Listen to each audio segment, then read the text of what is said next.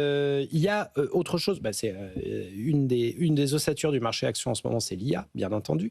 Et on a eu un petit événement là pendant BFM Bourse avec Guillaume Sommerer hier soir. On l'a vécu en direct. Google qui dépasse les 4 000 milliards de dollars de capitalisation boursière. Alors voilà, au-dessus, il y a Nvidia à 4 500. Ouais. Vous êtes en train de nous dire que c'est peut-être alors peut-être pas le champ du cygne, mais qu'on a Google qui est en train de prendre un risque délirant au sein de cet écosystème de l'IA et qu'il pourrait y avoir des conséquences. En fait, pour la première fois depuis 25 à 30 ans, Google est pris dans un piège technologique. Et ils n'y peuvent pas grand-chose. Et je vais essayer de le démontrer simplement. Je commence par un chiffre, puisqu'on est dans des chiffrages. Nvidia revendique fin 2020... OpenAI, ChatGPT, donc, revendique 800 millions d'utilisateurs hebdomadaires fin 2025. Ce chiffre, si on ne le compare pas, ne donne rien, donc je le compare au même chiffre un an avant, c'était 300 millions. Donc vous avez plus que doublé, vous avez gagné 500 millions d'utilisateurs en un an, et ça c'est lié à la technologie. La technologie de ChatGPT, en gros donc, les IA conversationnelles ou les chatbots AI, elle repose en fait sur qui va avoir la meilleure puce IA, qui va avoir soit le meilleur GPU, donc Graphic Processing Unit, ou TPU, Tensor Processing Unit, pour avoir la meilleure performance.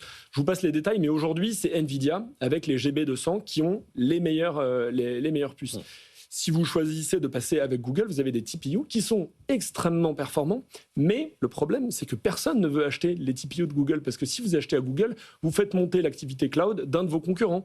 Amazon, Oracle, Microsoft, ils ne veulent pas acheter chez Google. Donc, ils ne veulent pas pousser le cloud de Google, donc Google a une très bonne techno, mais dont seul Google veut.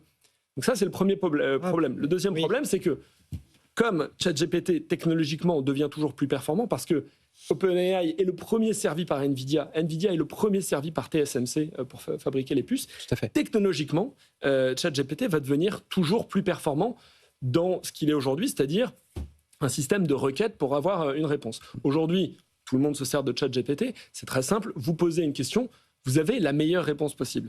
Avec Google, vous posez une question, vous avez 4 liens, 3 pubs, etc. Très simple, vous demandez à ChatGPT quelle est la meilleure émission d'investissement, il va vous dire tout pour investir. Oui. Vous demandez à Google, évidemment, il va vous en citer 3, probablement tout pour investir en premier, mais la réponse ne sera pas aussi claire. Puis il va y avoir de la pub sur « Vous voulez investir ? Allez sur tel site. » Exactement, mais c'est très important cette augmentation du nombre d'utilisateurs, parce que ça définit un enjeu stratégique, c'est la prochaine porte d'entrée d'Internet. Ouais.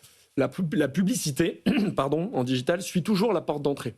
Elle est passée de Yahoo à Google, elle est passée des pages Internet au fil d'actualité Facebook, elle est passée du micro-ordinateur avec la tour qu'on avait tout chez soi au mobile. Donc, aujourd'hui, la page d'entrée, la porte d'entrée la plus importante d'Internet, c'est ChatGPT en volume. C'est pas la plus importante, mais la plus performante, celle qui a les meilleures dynamiques. Et on voit la croissance du nombre d'utilisateurs. 300 millions il y a un an, 800 millions il y a un mois. Donc on verra ce que ça donne fin 2026. Donc globalement, vous allez avoir un ChatGPT toujours plus performant, et OpenAI, la maison mère, qui crame 650 millions de dollars par mois, ça c'était en 2025, va bien devoir à un moment rentabiliser son système. Donc on va voir de la pub arriver sur ChatGPT et sur d'autres chatbots. La première version sera probablement pas terrible, on va pas être content. On avait une très belle page, soit blanche, soit noire. Mais la deuxième version sera un peu mieux, et à la troisième version, on trouvera ça tous formidable, puisque vous aurez une question, une réponse, une pub ciblée. Et ça sera forcément mieux Google. Donc Google est prise à un double piège technologique.